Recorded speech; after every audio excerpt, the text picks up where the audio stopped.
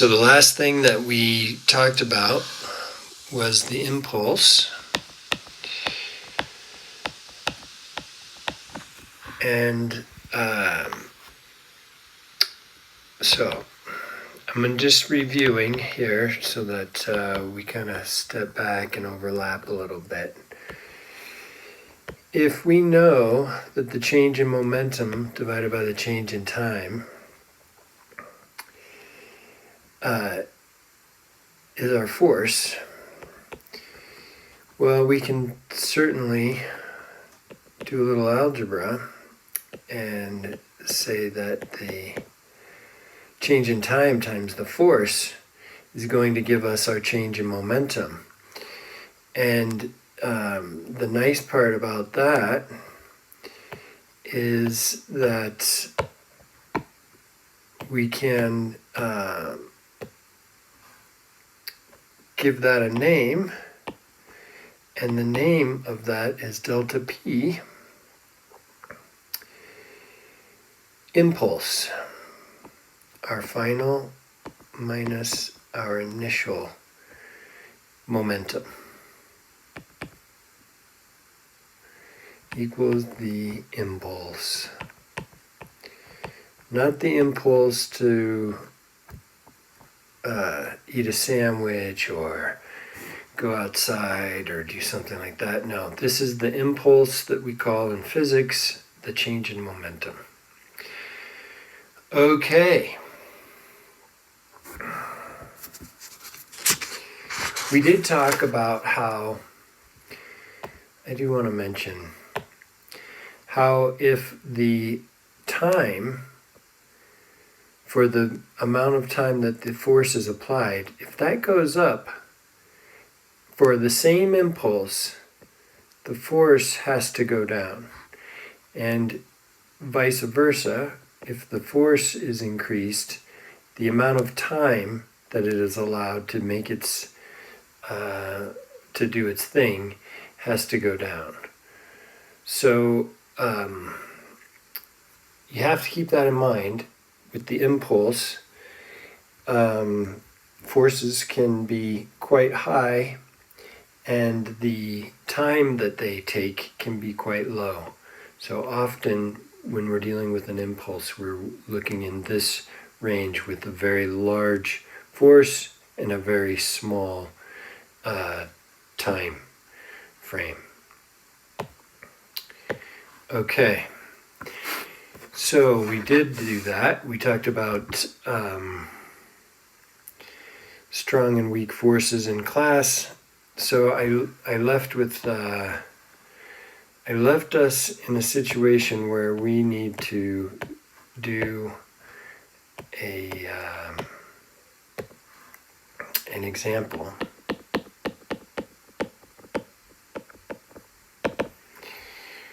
So what is our example? We're going to bounce a golf ball.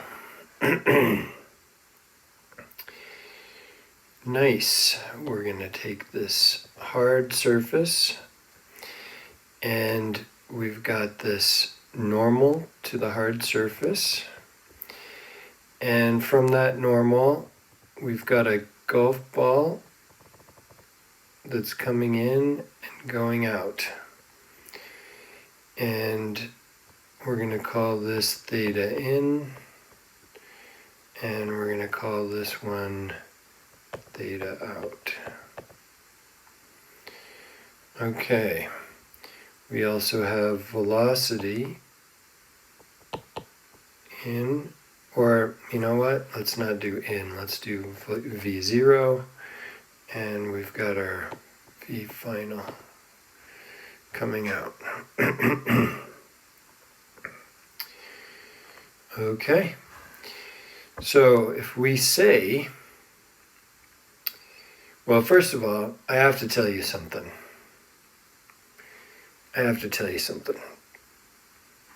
We've got a conservation of momentum happening.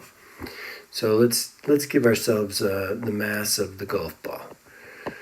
So mass of the ball is 0.047 kilograms. The velocity going in is equal to 45 meters per second.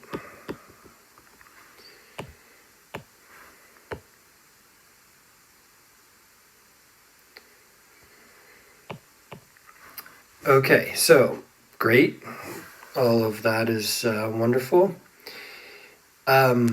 Conservation of momentum in both x and y directions. So we have in the x direction,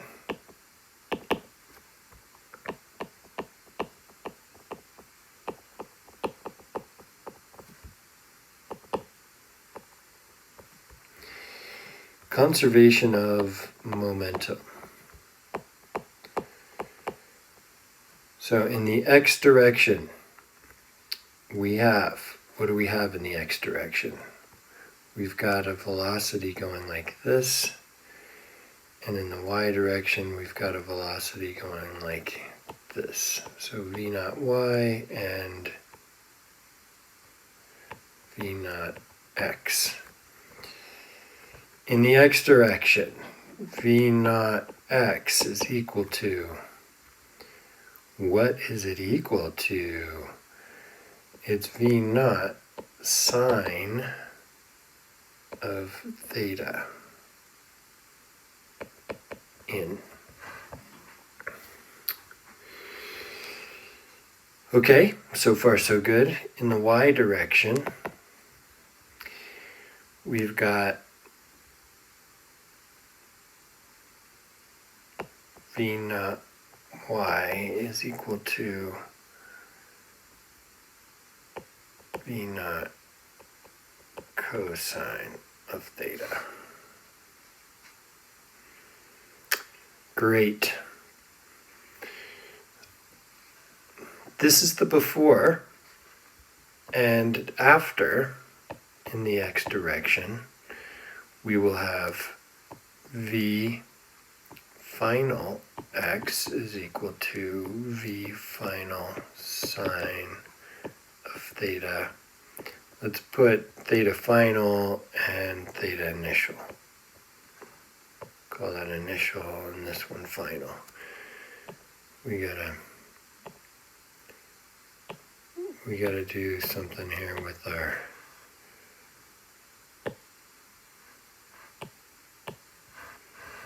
we gotta do something about this. That's better. We'll call this final. All right. Good, good, good. Okay, so we can do the same for the y.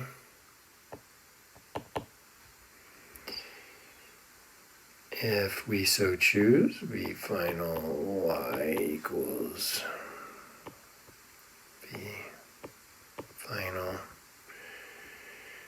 times the cosine of theta final.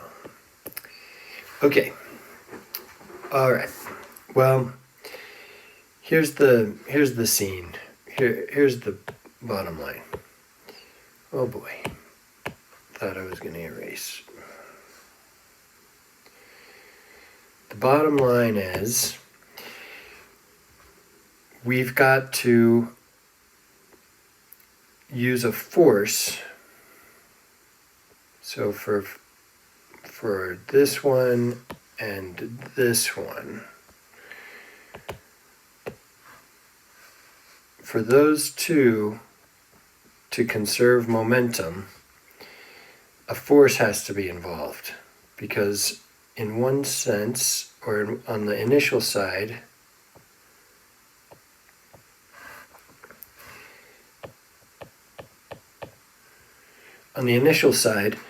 the momentum is going down, so PY equals negative, or PY,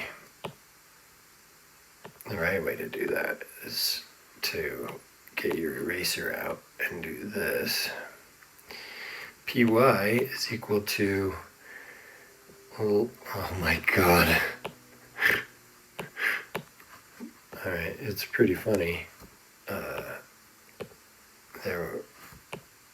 There we go. PY is less than 0. Okay? But over here, because negative m times v not y. Over here, py is greater than 0 because, and that's not a good place for an equation.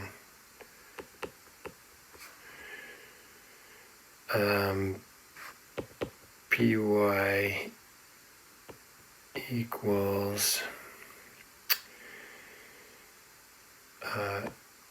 m ball v final y, which is not negative, pointing up. So for those to flip, for that to flip, you have to have a force. There has to be a force. Okay? So we know that these two things have a force involved.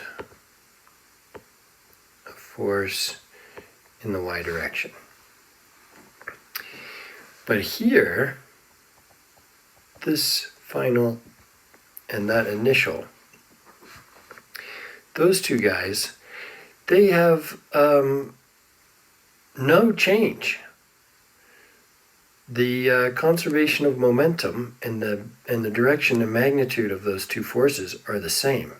So we could say that V naught x equals V final x, which leads us to V naught sine theta, theta in, theta naught, is equal to V final sine theta naught, final, theta final. And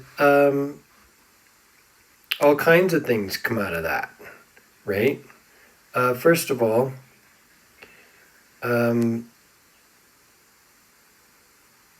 we know that the velocities don't change. Well, no. Let's step back a little bit. Why did I write V naught?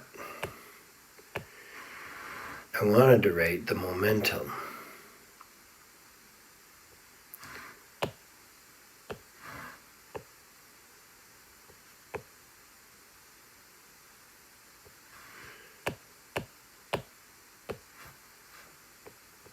Momentum and momentum. So we'll multiply by our little mass of the ball.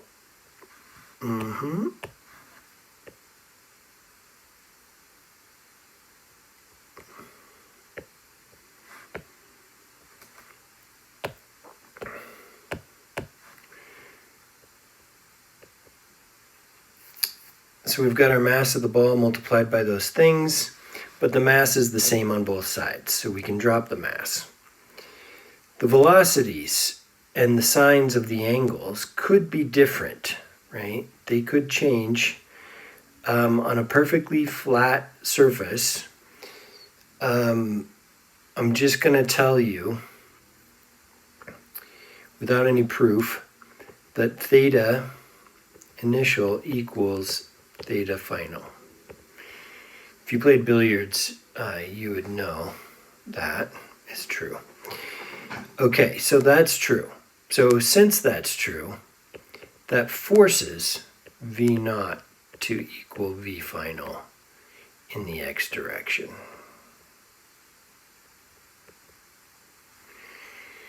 So we have one velocity that runs through the whole thing in the x direction, which is pretty nice, right? And we also know that those two angles are equal. Okay, so what is the question? what is the question? I don't know. What is the question? We got a golf ball bouncing.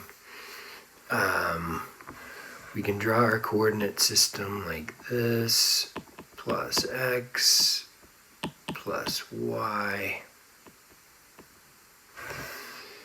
And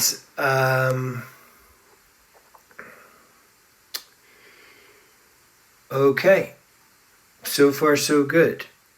Everything's good. Now the question is, what is the magnitude of the impulse applied to the golf ball by the floor? So what is the magnitude of the impulse? So what is the magnitude of the impulse? Well, for us to do this, we have to look purely in the y direction. So let's take our eraser here, and we're going to erase everything but the y direction stuff.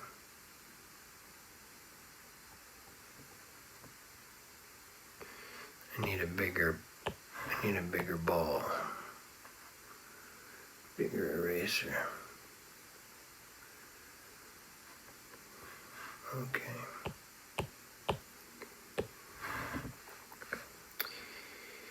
Okay, so we already know that the impulse is delta p, which is p final minus p initial. We know that the mass doesn't change.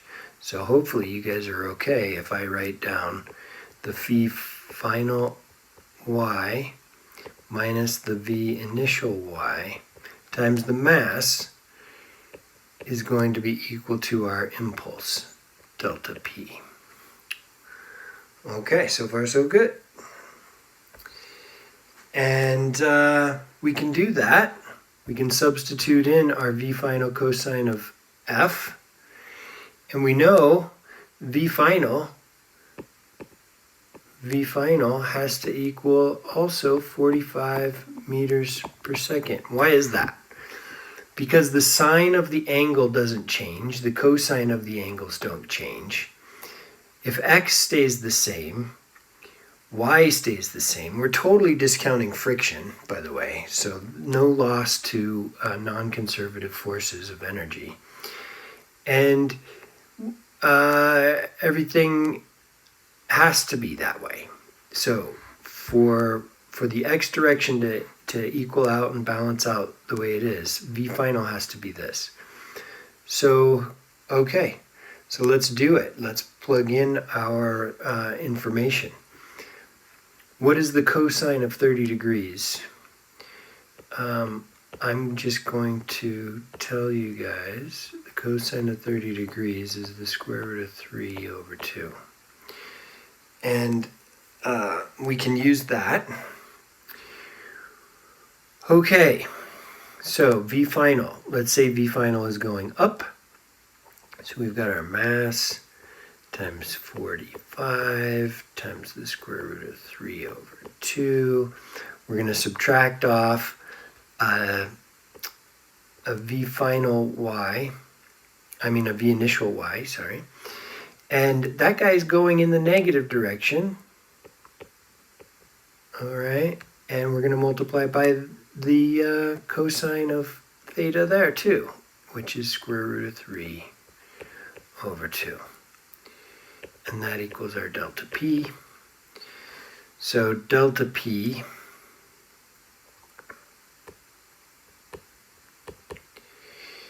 equals our mass times the square root of 3 over 2 times 2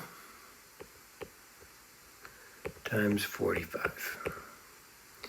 Because we've added one to the other. When you have minus a minus, it's a plus. Okay. So that gives us, in the end, 3.66 Newton seconds equals our delta P, and which also equals our force up here. Look up here, it equals our force times our time. Okay, so either way, this or this is equal to our impulse. Okay, it could be this one or it could be this one. Either way, you've got the right answer. And this is our impulse with Newton times a second. We can box that in. All right, let's move. Let's make a little bit of a forward movement. I'm taking this one straight out of the book. So let's go down a page. Straight out of the book. Example 8.3. I want to draw. Okay, so 8.3 in the book.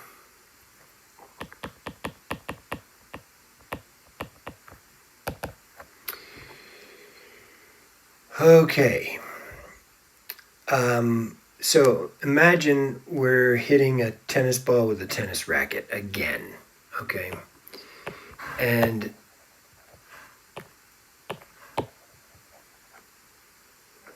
my hand makes little marks. It wasn't doing that earlier, but so let's look at, oh boy, what kind of a graph is that?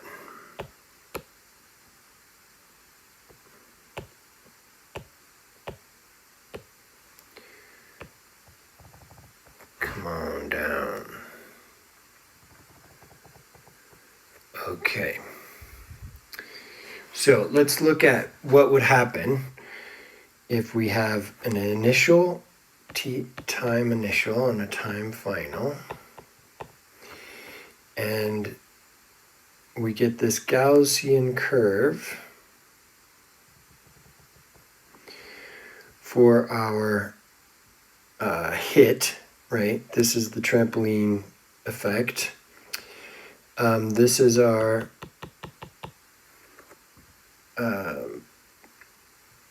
peak force, or force max. Right in here, there's a point. It's about halfway.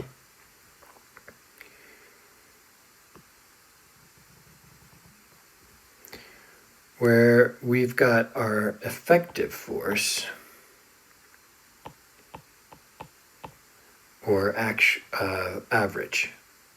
That's our effective or force average. Okay, effectively, that's the force that has been applied.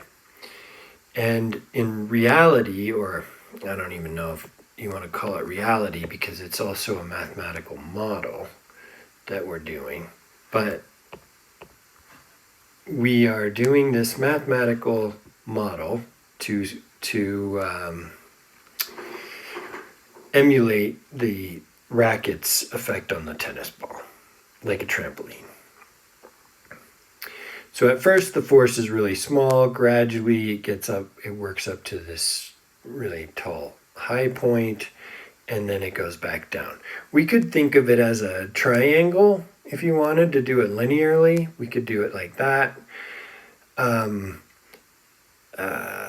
That might better reflect a F equals minus KX situation. However, this is more real, true to life effect of the hit. Okay, so if we cut this thing up, it turns out that this piece, let's shade them in different colors. This piece and this piece are the same size. I just didn't draw them. Not bad, I'm just drawn that way. Okay. So these are the same size. So what we've done is we can take this piece and we can move it down here. Oh boy.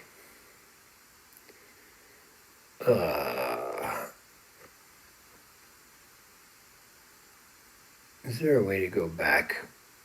There's got to be a way to go back with this thing. Oh yeah.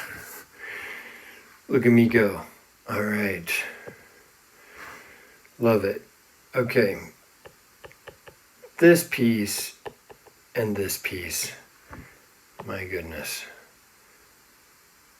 Okay, I don't know what color I chose last time. So this and this are equal pieces. So if we take this section 1 here, and we move it down to there, and we take section 2 and we move it down to there, then our force fills in all of this region. Let's pick a nice color. All of this region is our force times our time. Gives us a nice rectangle.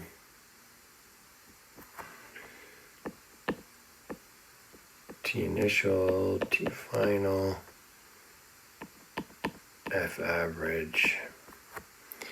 So that gives to us F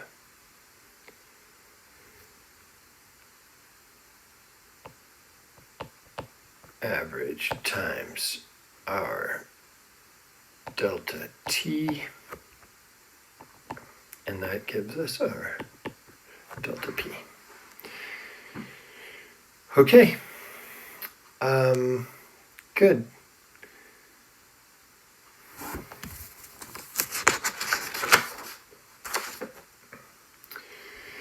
Okay, so we've talked a little bit about conservation of momentum, and we're going to do a little bit more. If I can erase here somewhat.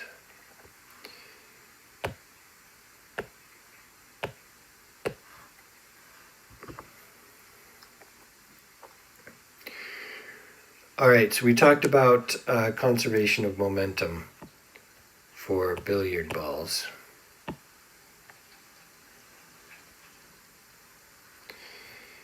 We've got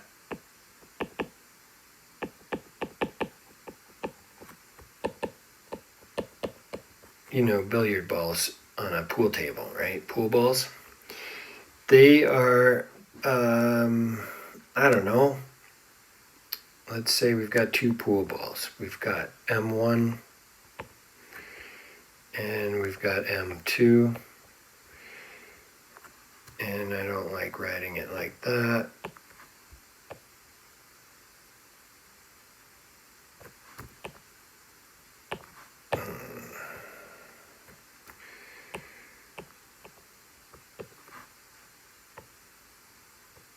One and 2. Okay, 1 has a velocity going to the right of 1 v1. 2 also has a velocity going to the right.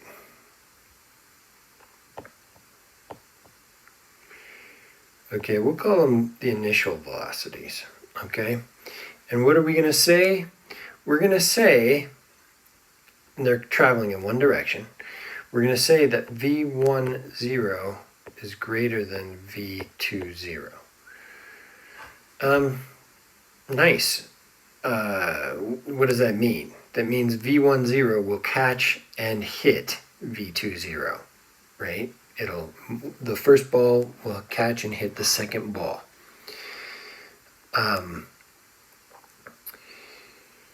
So we have a couple of momentums. We have an original momentum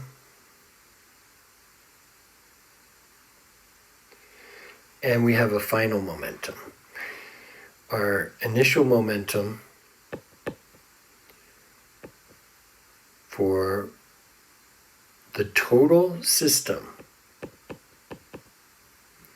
must be conserved. So the initial momentum and the final momentum of the total system have to be conserved. What is the initial momentum? M1 V10 plus M2 V20. And that's going to equal M1 V1 final plus M2 V2 final.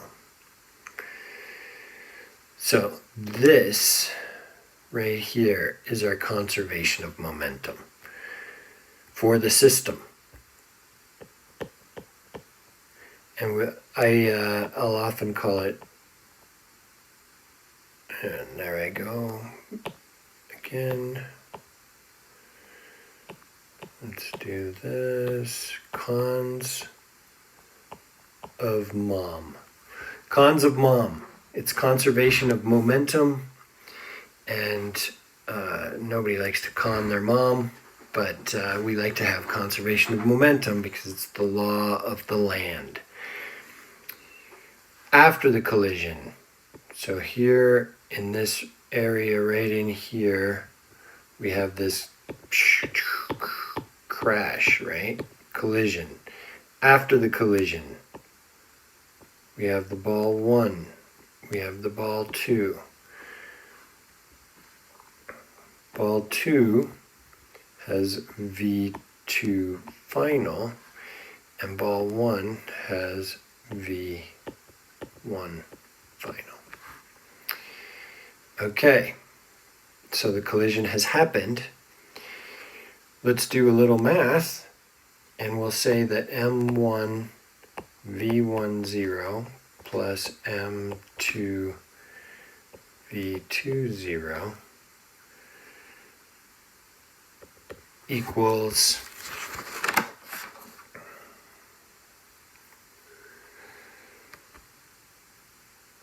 M1 V1 final plus M2 V2 final. Okay, excellent job by us.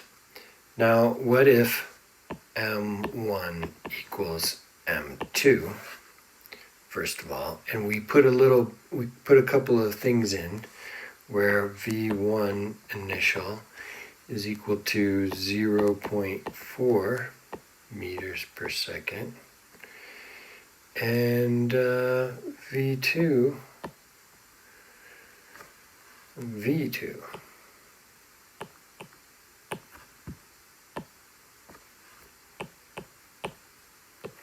getting faster, V20 is equal to 0.1 meters per second. So what does that tell us we're going to have for V1 final and V2 final? So this right here is our question. What are those things?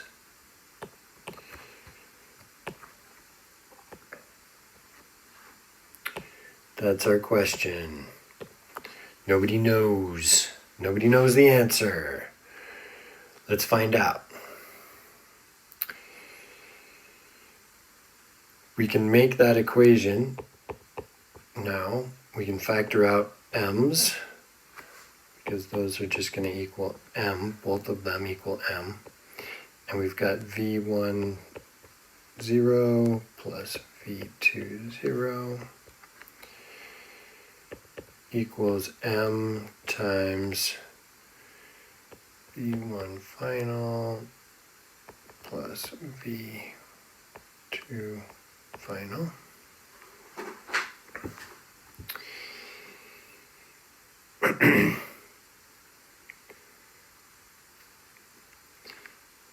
Good.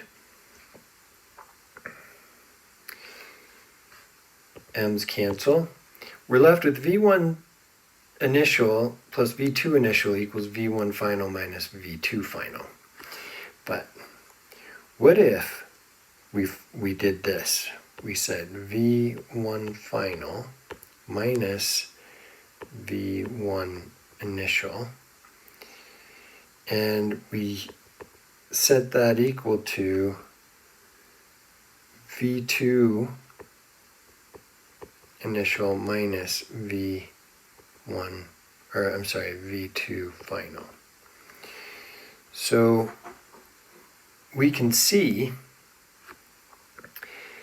that if V1 initial is minus, well, I'm just putting the minus sign there because it's not minus, but I'm subtracting on this side. So 0.4, and that equals V2 initial of 0.1, but that's minus V2 final, V1 final. The differences need to be the same, okay? But we have this and we have this, and the differences need to be the same. So that tells us that V2 final equals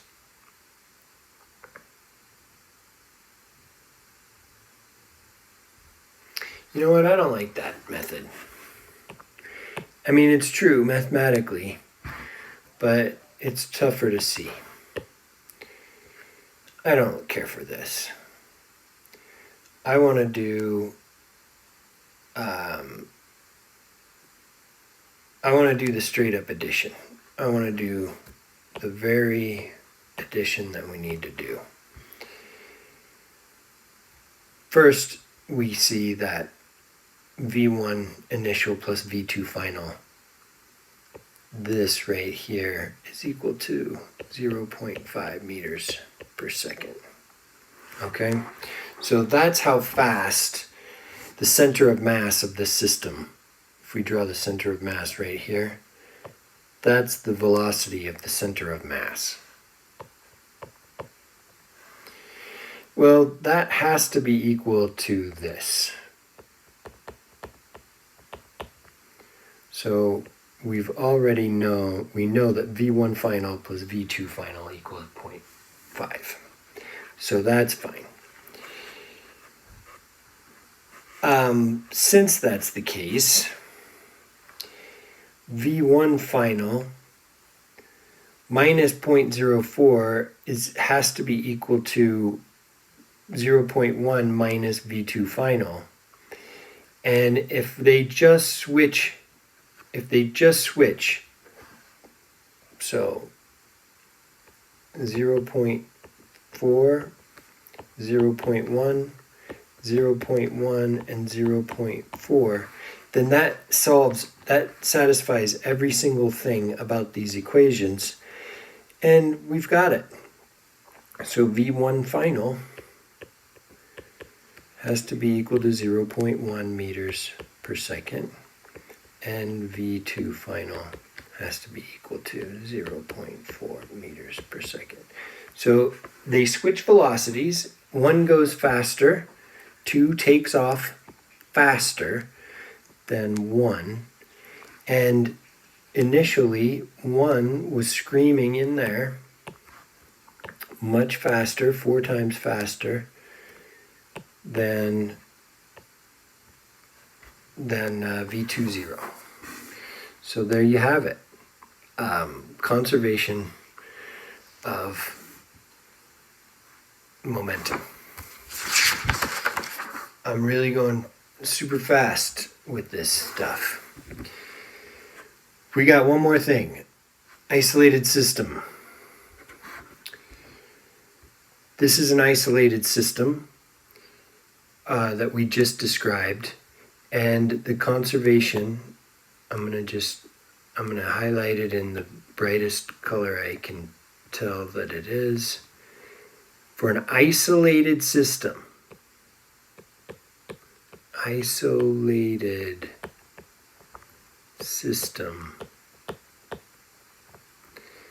this is our conservation of momentum.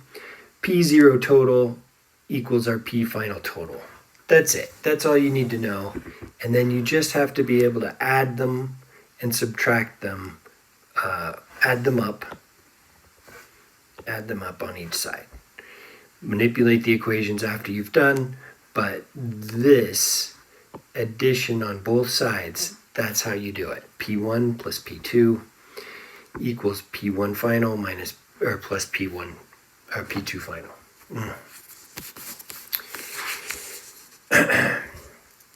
Elastic collisions. Okay. I'm going to post this, and we'll go into elastic collisions next.